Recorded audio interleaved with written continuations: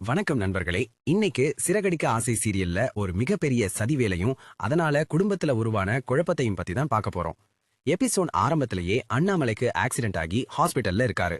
இதையே சாக்கா வச்சு விஜயா செம ஆட்டம் போடுறாங்க. இந்த மீனா என் வீட்டுக்கு வந்த யமனாவே வந்து சேர்ந்திருக்கா, இவ வீட்ல இருக்கிற வரைக்கும் என் தாலிக்கு ஆபத்துன்னு சொல்லி மீனாவை ரொம்பவே ஹர்ட் பண்ற மாதிரி பேசுறாங்க. அவருக்கு ஏதாவது ஆச்சுன்னா நானும் உயிரோட இருக்க மாட்டேன்னு சொல்லி அங்க ஒரு பெரிய எமோஷனல் டிராமாவே நடக்குது. ஆனா இங்க தான் ஒரு ஷாக்கிங் ட்விஸ்ட். இந்த ஆக்சிடென்ட் தானா நடக்கல, இதுக்கு பின்னாடி ஒரு பெரிய சதி இருக்கு. ரோகிணியோட ஆன்டி, அதாவது சதித்திட்டம் தீட்டுபவர் தான் ஒரு ஆளை விட்டு அண்ணாமலைய பைக்ல இடிக்க சொல்லிருக்காங்க. எதுக்காக தெரியுமா?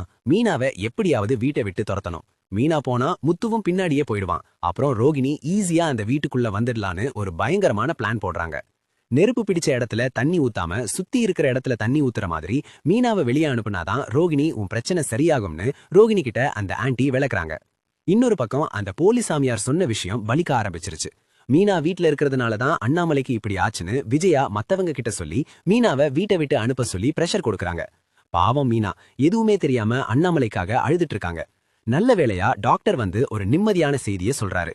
எம்ஆர்ஐ ரிப்போர்ட்ல தலையில அடி எதுவும் படல, உயிருக்கு ஆபத்து இல்ல, கால்ல மட்டும்தான் சின்ன பிராக்சர்னு சொல்றாரு. இதை கேட்டதும் முத்துவும் மீனாவும் நிம்மதி அடையறாங்க. அண்ணாமலை கண்ணு முழிச்சு பார்த்ததும் விஜயா அவர்கிட்ட போய் அழுது சீன் போடுறாங்க. ஆனா அண்ணாமலை ரொம்ப நிதானமா எனக்கு ஒன்னும் இல்ல, நான் நல்லா இருக்கேன்னு சொல்றாரு. விஜயாவோட இந்த சதித்திட்டம் அண்ணாமலைக்கு தெரிய வருமா? மீனாவை வீட்டை விட்டு துரத்த விஜயா எடுக்கிற அடுத்த முயற்சி என்ன? இதையெல்லாம் அடுத்தடுத்த எபிசோட்ல தான் பார்க்கணும். இந்த வீடியோ உங்களுக்கு பிடிச்சிருந்தா மறக்காம லைக் பண்ணுங்க, நம்ம சேனலை சப்ஸ்கிரைப் பண்ணிடுங்க.